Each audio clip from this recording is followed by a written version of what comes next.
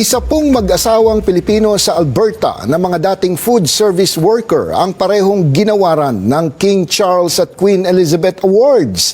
Bakit nga ba sila nabigyan ng ganitong parangal at sino ang mga Pilipinong ito? Narito ang report.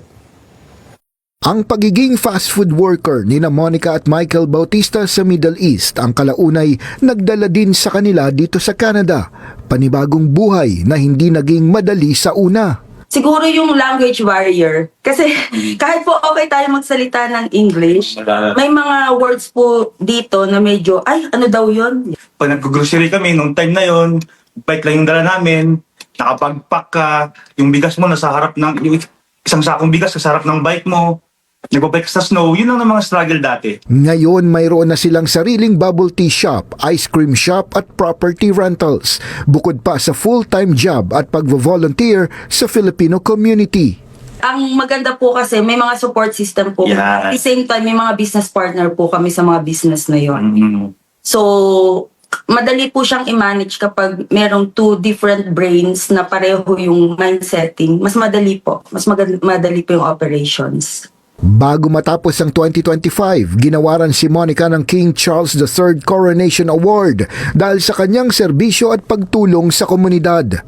So sabi ko, wow! Sabi ko, kahit pala paano sa simpleng community service namin, nare-recognize pala. At hindi lang basta recognition na simple lang eh.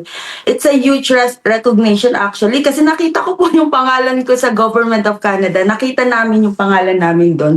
So it was acknowledged sa buong Canada. Noong 2023, si Michael ang ginawaran ng Queen Elizabeth Award dahil din sa community service. Siguro nasa puso talaga eh. Alam mo yung, kasi po ang sarap makatulong, makita mo yung mga Canadians na, uy, mga Pilipino involved sa ganito, sa volunteering. Kaya parang tuloy-tuloy kami. Kasi pisa na namin yun.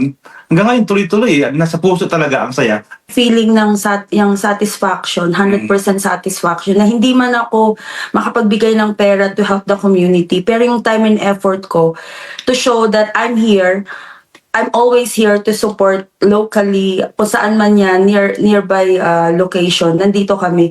Ang sarap ng pakiramdam, kuya, na parang in your simple way, you're giving back to the community. Sa Cochrane, Alberta, nakabase ngayon ng mag-asawa at hindi man ganoon kalaki ang Filipino community sa kanilang lugar kumpara sa malalaking syudad. Sinisikap daw nilang maipakita sa ibang lahi kung paano tumulong ang mga Pilipino. Yung journey, it's not easy. Marami pong up and down.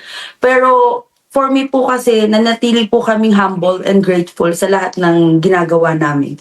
Thankful ako dun sa mga past experience ko na medyo, alam mo yun, medyo mahirap.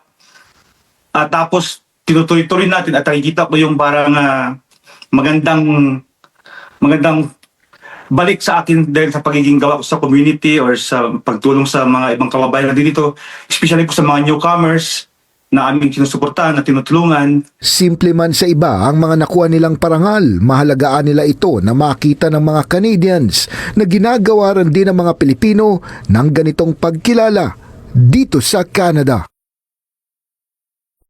Isa